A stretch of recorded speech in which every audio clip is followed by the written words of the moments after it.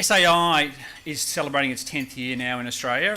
We're a group of food processing companies, food companies, they've all got exposure to the agricultural supply chain. And I think the speakers will talk about the content of that. The context I want to give you here is in the last couple of weeks you would have maybe heard of a guy called Paul Holden who's been out here in Australia. He's written a book about climate change solutions, and I think that's the sort of theme and the message of what we've got here is that the SAI group and the members here today, their story is about solutions. It's very easy to write books and tell stories and be difficult around the problems, and climate change is just one of those problems. But the group we're here with today, it's a solution-focused group.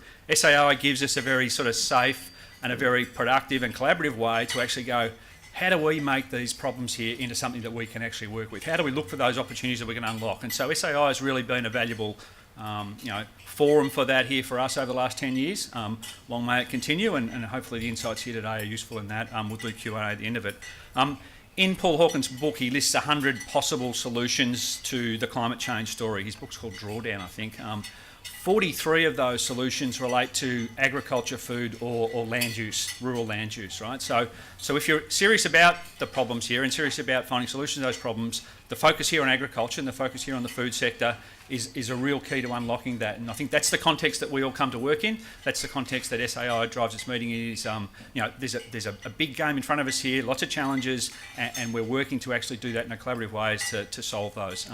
Julia, Linda and Richard will share some of that for us, and maybe I'll just invite Julia up for the first intro and go from there.